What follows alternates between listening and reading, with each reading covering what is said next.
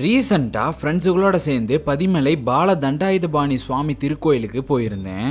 இந்த கோயில் கரெக்டா எங்க லொக்கேட் ஆயிருக்குன்னு பாத்தீங்கன்னா, கோயம்புத்தூர்ல இருந்து பாலக்காட்டுக்கு போற வழியில வேளந்தாவளம் செல்லக்கூடிய வழியில இருந்து லெஃப்ட் எடுத்து உள்ள வந்தோம் அப்படின்னா குமுட்டிபதி பிரிவு அப்படின்னு ஒரு போர்டு இருக்குங்க. அதுல இருந்து நம்ம லெஃப்ட் எடுத்து உள்ள வந்தோம் அப்படின்னா ஒரு சின்ன கிராமம் இருக்கும். அங்கிருந்து நேரா ஒரே ரோட்லயே வந்தோம் அப்படின்னா நேரா கோயிலுக்கே வந்துடலாங்க. கூகுள் மேப்ல பதிமலை முருகன் டெம்பிள்னு போட்டீங்க அப்படின்னாவே நேரா உங்களை கோயிலுக்கே கூப்பிட்டு வந்து விட்டுருங்க. நாங்களுமே ஃபர்ஸ்ட் டைம் இந்த கோயிலுக்கு வர்றதுனால கூகுள் மேப்போட ரூட்டை ஃபாலோ பண்ணி தாங்க இந்த கோயிலுக்கு வந்து ரீச் ஆனோம். இந்த கோயில் ரொம்பவுமே அழகான அமைதியான சூழலுக்கு மத்தியில தாங்க அமைஞ்சிருக்குது. முருகனோட கையில் இருக்கக்கூடிய வேலாயுதம் இந்த கோயில்ல அடிவாரத்திலேயே அமைஞ்சிருக்குது.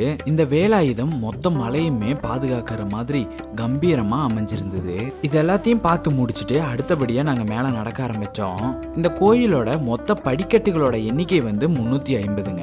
சின்னவங்கல இருந்து பெரியவங்க வரைக்கும் ஈஸியா ஏறக்கூடிய வகையில தாங்க இந்த கோயிலோட படிக்கட்டுகள் வந்து அமைஞ்சிருந்தது.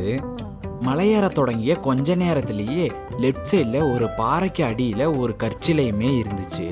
இது என்ன சிலைன்னு தெரியாததுனால நாங்க அடுத்தபடியா நடக்க ஆரம்பிச்சோம்.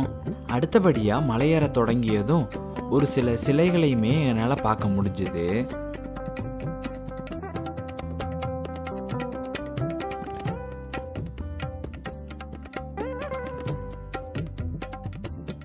பாதி மலையை கடந்து மேலே வந்ததும் இயற்கையோட அழகை நின்று ரசிக்கிறதுக்காக வியூ பாயிண்ட்டுமே அமைச்சிருக்காங்க.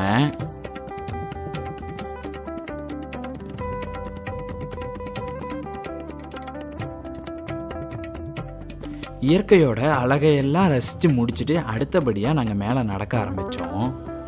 இவ்வளவு நேரமாக நம்ம காங்கிரீட் படிகளில் தாங்க நடந்து வந்தோம். இதுக்கு மேலே பாறைகளையே படிக்கட்டுகளாக செதுக்கி இருக்கிறத வந்து நம்மளால் கவனிக்க முடிஞ்சுது.